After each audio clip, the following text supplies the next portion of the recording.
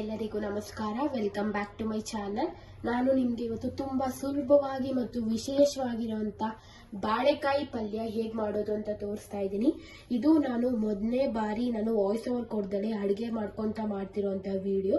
Subscribe ಮಾಡ್ಕೊಬೇಕು ನನ್ನ YouTube channel. ಅದ್ರ ಪಕ್ಕದಲ್ಲಿರುವಂಥ ಬೆಲ್ ಐಕನ್ ಹಾಲ್ ಅಂತ ಪ್ರೆಸ್ ಮಾಡಿದ್ರೆ ನಾನು ಮಾಡೋವಂಥ ವಿಡಿಯೋಸ್ ಎಲ್ಲ ಫಸ್ಟ್ ನಿಮಗೆ ಬರುತ್ತೆ. ನೀವು ಕೂಡ ನೋಡಿ ನನಗೆ ಲೈಕ್ ಮತ್ತು ಶೇರ್ ಮತ್ತು ಕಮೆಂಟ್ ಮಾಡಿ ಅಂತ ತಿಳಿಸ್ತಾ, ನೀವು ಮಾಡಿ ನಾನು ಹೇಗೆ ಮಾಡ್ತೀನೋ ಆ ರೀತಿ ಪ್ರೊಸೀಜರ್ನ ನೋಡಿಕೊಂಡು ನೀವು ಕೂಡ ಮನೇಲಿ ಟ್ರೈ ಮಾಡಿಬಿಟ್ಟು ನನಗೆ ತಿಳಿಸಿ ಅಂತ ಹೇಳ್ತೀನಿ. ಇದನ್ನ ಫಸ್ಟ್ ವಾಯ್ಸ್ ಓವರ್ ಆಗಿರುತ್ತೆ. ಏನಾದರೂ ತಪ್ಪಿದ್ರೆ ನೀವೇ ನನಗೆ ಕ್ಷಮಿಸಬೇಕು ಅಂತ ಕೇಳ್ಕೊಂತ, ನನಗೆ ಗೊತ್ತಿರೋಷ್ಟು ರೆಸಿಪೀಸು ನಾನು ಯಾವ ರೀತಿ ಮನೆಯಲ್ಲಿ ಮಾಡ್ತೀನಿ ಅಂತ ಎಲ್ಲನೂ ಕೂಡ ನಿಮ್ಮ ಜೊತೆ ಶೇರ್ ಮಾಡ್ಕೊತಾ ಹೋಗ್ತೀನಿ. ನೋಡೋಣ ಬನ್ನಿ ರೆಸಿಪಿ ಏನೇನು ಬೇಕಾಗುತ್ತೆ ಅಂತ. ಮೇಜರ್ ಆಗಿ ನಮಗೆ ಬೇಕಾಗಿರೋದು ಬಾಳೆಕಾಯಿ ಪಲ್ಯ ಆಗಿರೋದ್ರಿಂದ ಬಾಳೆಕಾಯಿ. ಅದಾದ್ಮೇಲೆ ನಾನಿಲ್ಲಿ ಕಾಯಿ ತುರಿನ ತಗೊಂಡಿದ್ದೀನಿ. ತುರಿದುಬಿಟ್ಟು ನಾನು ಕಾಯಿನ ಸೇರಿಸ್ಕೊಂಡಿದ್ದೀನಿ.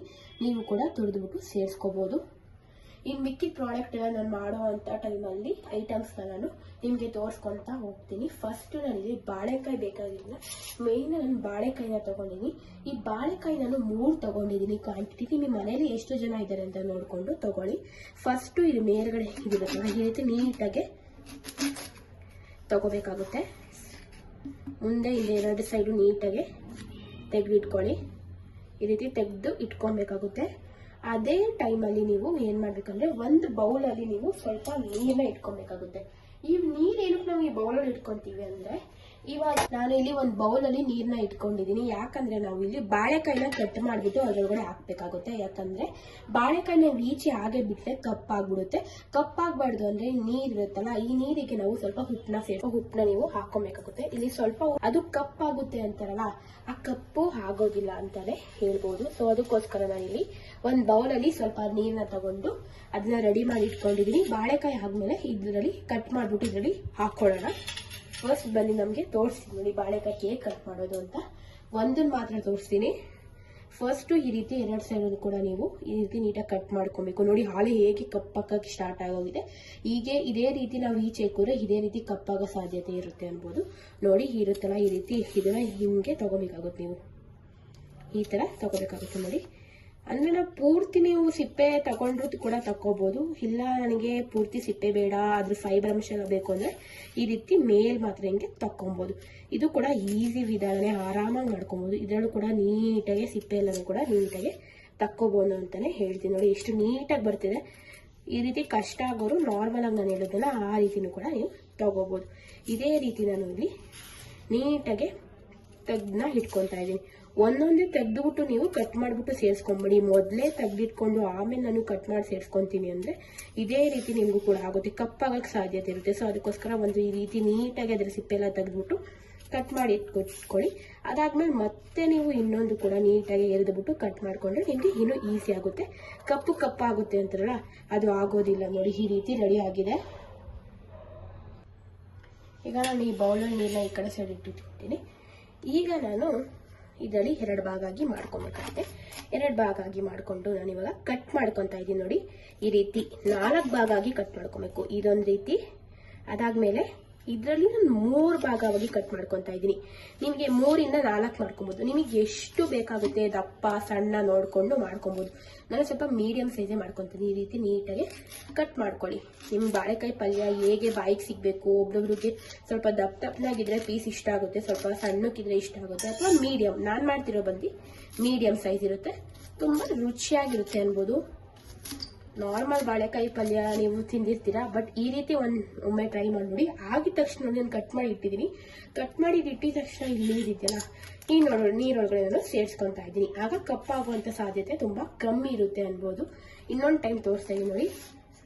ಒಂದು ಬಾಳೆಕಾಯಲ್ಲಿ 2 ಭಾಗ ಮಾಡಿಕೊಂಡು 2ನೇ ಭಾಗದಲ್ಲಿ ನಾನು ಇಲ್ಲಿ 4 ಭಾಗ ಮಾಡ್ಕೊತಾ ಇದ್ದೀನಿ. 4 ಪೀಸ್ ಮಾಡ್ಕೊಂಡು ಈ ರೀತಿ ಎಷ್ಟು ಸಣ್ಣ ಎಷ್ಟು ದಪ್ಪ ಏನೇನು ಬೇಕೋ ಆ ರೀತಿ ನಿಮಗೆ ಇಷ್ಟ ಬಂದಿರೋ ರೀತಿ ಕಟ್ ಮಾಡ್ಕೊಬೋದು. ನಾನು ಇಷ್ಟು ಸಣ್ಣ ಕಟ್ ಮಾಡ್ಕೊತಾ ಇದ್ದೀನಿ. ಈ ರೀತಿ ನೋಡಿ, ತುಂಬ ಈಸಿ. ಯಾರಾದರೂ ಬಿಗಿನರ್ಸ್ ಕೂಡ ಆರಾಮಾಗಿ ಮಾಡಿಕೊಂಡು ರುಚಿಯಾಗಿ ಚಪಾತಿ, ದೋಸೆ ಎಲ್ಲ ರೊಟ್ಟಿ ಎಲ್ಲ ಕೂಡ ಜೊತೆ ತಿನ್ಬೋದು ಜೊತೆಲಿ. ನೋಡಿ ಆಗಿದ ತಕ್ಷಣ ನೀರೊಳಗಡೆ ಹಾಕ್ಬಿಡ್ಬೇಕು. ಇದೇ ರೀತಿ ನಾನು ಇಲ್ಲಿ 3 ಬಾಳೆಕಾಯಿ ಕೂಡ ಕಟ್ ಮಾಡಿ ಇಟ್ಕೊಂಡು ನಿಮಗೆ ತೋರಿಸ್ತೀನಿ. ನೋಡಿ ಈಗ ನಾನು ನೀಟಾಗಿ ಕಟ್ ಮಾಡಿ ಎತ್ತಿಟ್ಕೊಂಡಿದ್ದೀನಿ. ನಿಮಗೆ ಇದ್ರ ಮೇಲೆ ಸಿಪ್ಪೆ ಪೂರ್ತಿ ತೆಗಿಬೇಕು ಅಂದರೆ ನೀವು ತಕ್ಕೊಬೋದು, ಅಥವಾ ನನಗೆ ಇದೇ ರೀತಿ ಇದ್ರೂ ಕೂಡ ಆಗುತ್ತೆ ಅಂದರೆ ಈ ರೀತಿ ಕೂಡ ನೀವು ಬಳಸ್ಕೊಬೋದು. ಏನಾದರೂ ನಿಮಗೆ ಸ್ವಲ್ಪ ಆದರೂ ವಾಯ್ಸ್ ಡಿಸ್ಟರ್ಬೆನ್ಸ್ ಏನಾದರೂ ಆದರೆ ಸಾರಿ ಅಂತ ಕೇಳ್ತಾ ಇದ್ದೀನಿ. ಸೊ ಅದಕ್ಕೋಸ್ಕರ ನಾನು ಫಸ್ಟ್ ಟೈಮು ವಿಡಿಯೋದಲ್ಲಿ ಹಾಗೆ ಕುಕ್ಕಿಂಗ್ ಮಾಡ್ಕೊತಾ ವಾಯ್ಸ್ ಓವರ್ ಕೊಡ್ತಾ ಇರೋದ್ರಿಂದ ಸೊ ಬ್ಯಾಕ್ ಗ್ರೌಂಡ್ ಏನಾದರೂ ನಿಮಗೆ ಡಿಸ್ಟರ್ಬೆನ್ಸ್ ಆದರೆ ಸಾರಿ ಅಂತ ಕೇಳ್ತಾ ಇದ್ದೀನಿ. ಸೊ ಅದಕ್ಕೋಸ್ಕರ ನೀವು ನನಗೆ ಯಾವತ್ತೂ ಸಪೋರ್ಟ್ ಮಾಡಿದ್ರೆ ನಾನು ಇನ್ನೂ ಇದೇ ರೀತಿ ಒಳ್ಳೆ ವೀಡಿಯೋಸು ಮಾಡೋಕ್ಕೂ ಕೂಡ ನಾನು ರೆಡಿ ಇದ್ದೀನಿ ಅನ್ಬೋದು. ಈಗ ನೋಡಿ ಮೇನ್ ಇಂಗ್ರೀಡಿಯೆಂಟ್ ಬಾಳೆಕಾಯಿನ ನೀಟಾಗಿ ಕಟ್ ಮಾಡಿ ಎತ್ತಿಟ್ಕೊಂಡಿದ್ದೀನಿ. ನಿಮ್ಮನ್ನ ಫುಲ್ಲು ನಾನು ಬಾಳೆಕಾಯಿ ಕಟ್ ಮಾಡ್ಕೊಂಡು ತೋರಿಸಿದ್ರೆ ಇನ್ನೂ ವಿಡಿಯೋ ತುಂಬ ಲೆಂತ್ ಆಗೋಗುತ್ತೆ. ಸೊ ಅದಕ್ಕೋಸ್ಕರ ನಾನು ಒಂದೇ ಸಲ ನೀಟಾಗಿ ಕಟ್ ಮಾಡಿಬಿಟ್ಟು ನಿಮಗೆ ತೋರಿಸ್ತಾ ಇದ್ದೀನಿ. ನೋಡಿ ಇವಾಗ ರೆಡಿ ಆಗಿದೆ ಅನ್ಬೋದು. ನಾನು ಫಸ್ಟ್ ಟೈಮ್ ಈ ರೀತಿ ಕುಕ್ಕಿಂಗ್ ಮಾಡ್ಕೊಂಡು ವಾಯ್ಸ್ ಓವರ್ ಕೊಡ್ತಿರೋದ್ರಿಂದ ನನಗೆ ಸ್ವಲ್ಪ ಏನನ್ಬೋದು ಯಾವತ್ತೂ ಮಾಡ್ತಾ ಇರಲಿಲ್ವಲ್ಲ, ಇದೇ ಫಸ್ಟ್ ಟೈಮ್ ಮಾಡ್ತಿರೋದ್ರೆ ಸ್ವಲ್ಪ ಕಷ್ಟ ಆಗ್ತದೆ. ಸೊ ಅದಕ್ಕೋಸ್ಕರ ಅಡ್ಜಸ್ಟ್ ಮಾಡ್ಕೊಳ್ಳಿ. ಬಟ್ ರೆಸಿಪಿನ ಡೀಟೇಲಾಗಿ ಎಕ್ಸ್ಪ್ಲೇನ್ ಮಾಡೋಕ್ಕೆ ಟ್ರೈ ಮಾಡ್ತೀನಿ.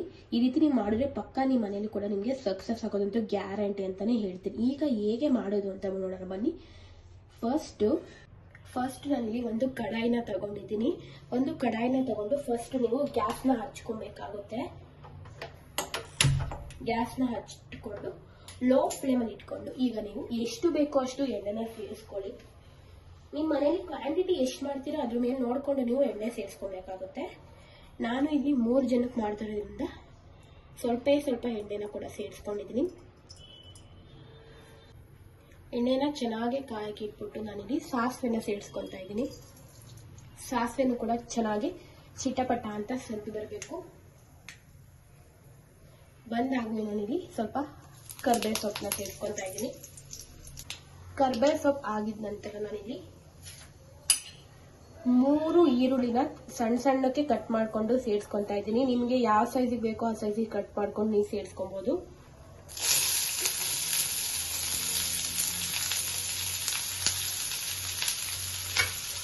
ಚೆನ್ನಾಗಿ ಫ್ರೈ ಮಾಡಬೇಕಾಗುತ್ತೆ.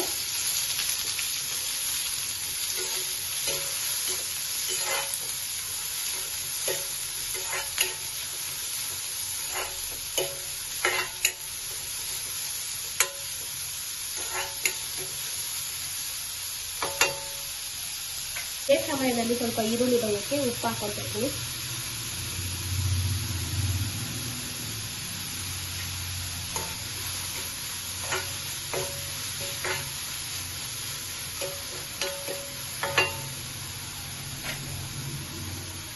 ಇದೇ ಸಮಯದಲ್ಲಿ ನಾನು ಸ್ವಲ್ಪ ಅರಿಶಿನ ಪುಡಿನ ಸೇರಿಸ್ಕೊಳ್ತಾ ಇದ್ದೀನಿ. ಸ್ವಲ್ಪ ಸೇರಿಸ್ಕೊಂಡು ಚೆನ್ನಾಗಿ ಒಂದು ಟೈಮ್ ಫ್ರೈ ಮಾಡಬೇಕಾಗುತ್ತೆ. ಈ ರೀತಿ ನೀಟಾಗಿ ಫ್ರೈ ಮಾಡಬೇಕು. ಸ್ವಲ್ಪ ಈರುಳ್ಳಿ ಎಲ್ಲ ಗೋಲ್ಡನ್ ಬ್ರೌನ್ ಕಂದು ಬಣ್ಣಕ್ಕೆ ಬರೋ ರೀತಿ ಇದ್ರೆ ಸಾಕು. ನಾನಿಲ್ಲಿ 3 ಹಸಿಮೆಣಸಿನ್ಕಾಯಿ ತಗೊಂಡಿದ್ದೀನಿ. ನಿಮ್ಮ ಮನೇಲಿ ಎಷ್ಟು ಜನ ಇದ್ದಾರೆ, ಎಷ್ಟು ಖಾರ ಬೇಕು ನೋಡಿಕೊಂಡು ಸೇರಿಸ್ಕೊಳ್ಳಿ. ನೋಡಿ ಅದನ್ನು ಕೂಡ ಚೆನ್ನಾಗಿ ಫ್ರೈ ಮಾಡಬೇಕಾಗುತ್ತೆ. ಉದ್ದುದಾಗಿ ಸೀಳ್ಕೊಂಡು ನಾನು ಸೇರಿಸ್ಕೊಂಡಿದ್ದೀನಿ.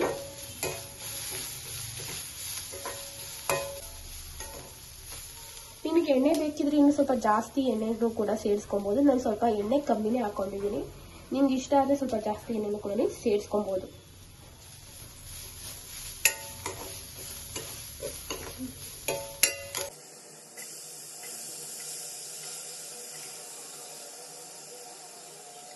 ಈಗ ನಾನು ಎಲ್ಲಾನು ಕೂಡ ಸೇರಿಸ್ಕೊಂಡಿದ್ದೀನಿ. ನೋಡಿ ಎಲ್ಲಾನು ಕೂಡ ಸೇರಿಸ್ಕೊಂಡಿದ್ದೀನಿ. ಇವಾಗ ನೀಟಾಗಿ ಒಂದು ಟೈಮ್ ಮಿಕ್ಸ್ ಮಾಡ್ಕೊಬೇಕಾಗುತ್ತೆ.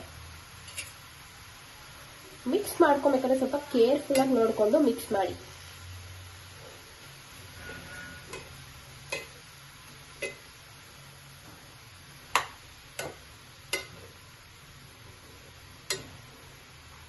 ಸ್ವಲ್ಪ ನೀಟಾಗಿ ಮಿಕ್ಸ್ ಮಾಡುವಂಥದ್ದು. ನಿಮ್ಮ ಹಾಗೆ ಮಿಕ್ಸ್ ಮಾಡಿದ್ರೆ ರುಚಿಯಾಗಿ ಬರುತ್ತೆ. ಸ್ವಲ್ಪ ನೀರನ್ನ ಹಾಕೊಳ್ತಾ ಚೆನ್ನಾಗಿ ಬೇಯಿಸ್ಬೇಕು. ಒಂದು 20 ರಿಂದ 30 ನಿಮಿಷ ಚೆನ್ನಾಗಿ ಬೇಯಿಸಿದ್ರೆ ರೆಡಿ ಆಗುತ್ತೆ. ಒಂದು 20 ಮತ್ತೆ 30 ನಿಮಿಷ ಆದ್ಮೇಲೆ ಬೆಂದ ಮೇಲೆ ಹೇಗಿರುತ್ತೆ ಅಂತ ನಿಮಗೆ ತೋರಿಸ್ತೀನಿ. ಸೊ ಅದಕ್ಕೋಸ್ಕರ ರೆಡಿ ಆಯ್ತು ನೋಡಿ. ಈಗ ಲಾಸ್ಟ್ ಅಲ್ಲಿ ಕಾಯಿ ತುರಿನ ಸೇರಿಸ್ಕೊಬೇಕಾಗುತ್ತೆ.